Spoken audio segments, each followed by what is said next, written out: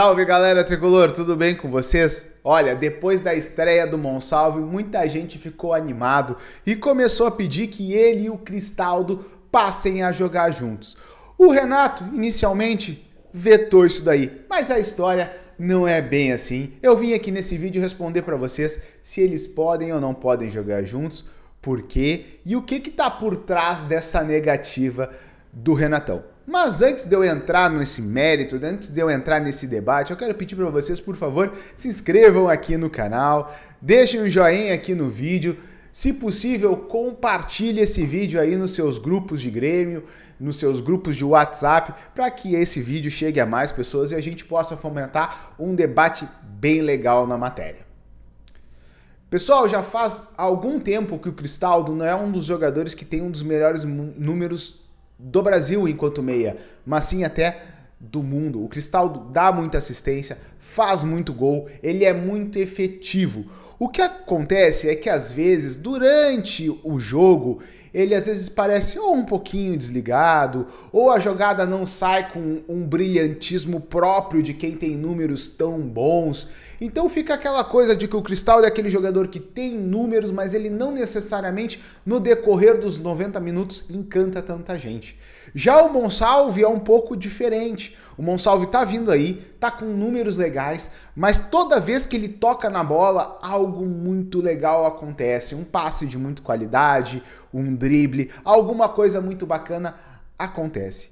Por outro lado, vou trazer um terceiro jogador, o Pavon. Iniciou muito bem o ano, a gente ficou pavonizado, mas depois ele deu uma caída, deu uma oscilada e muita gente começou a pedir. Cristaldo e Monsalve juntos, Pavon no banco é o que eu mais escuto.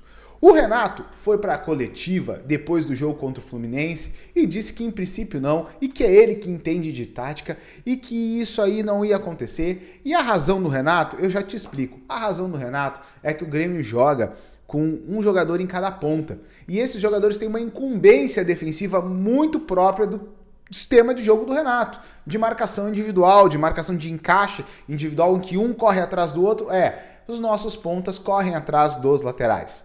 Diferentemente de alguns outros sistemas táticos, de outros times em que não existe essa perseguição individual da pessoa, e sim um posicionamento mais por aqui ou mais por ali e pega quem entra naquela posição, o Grêmio encaixa no jogador. E o encaixe natural dos nossos pontas é no lateral. Isso vai fazer com que a gente tenha muita dificuldade de jogar com dois meias mais meias no time do Grêmio. Vai ficar um centralizado, o outro vai ter que ficar aberto, vai ter que correr atrás do lateral, vai ficar difícil.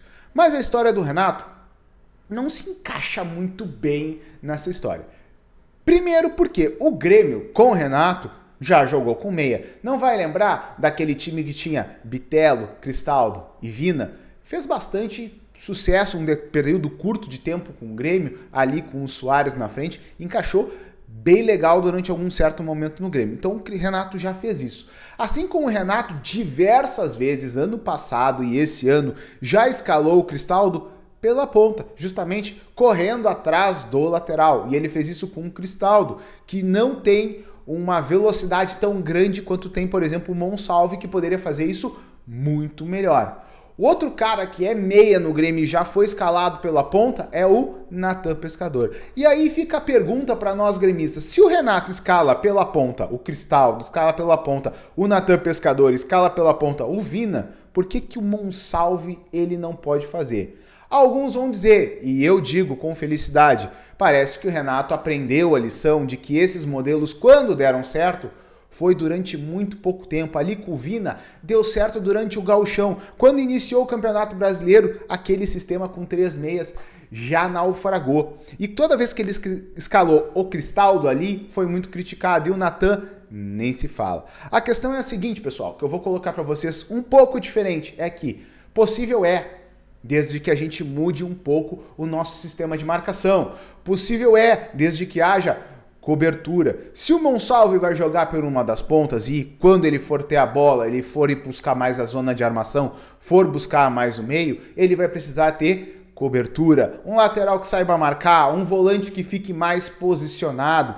Possível é, só que o Renato vai ter que, para poder escalar os melhores hoje em dia, ou pelo menos aqueles que estão desempenhando melhor, ele vai ter que rever alguns dos seus conceitos, como aqueles volantes que jogam lado a lado e deixam um buraco na frente da nossa zaga, talvez um jogador mais posicionado, como laterais que às vezes sobem ao mesmo tempo, né? Ou laterais que apoiam muito por dentro, deixando a ponta para o ponteiro driblador, já que o Monsalve vai para o meio, o lateral vai ter que passar. Então, alguns conceitos do time do Renato vão precisar mudar, mas possível é. Basta querer, basta treinar. Tem pouco tempo, não imagino que o Renato vá fazer. Acho que agora, numa ideia de meio de temporada, misturando o Campeonato Brasileiro, em que a gente precisa desempenhar, porque ainda estamos numa posição incômoda na tabela, quanto Libertadores, que é jogo decisivo, sem tempo para descanso, sem tempo para treino,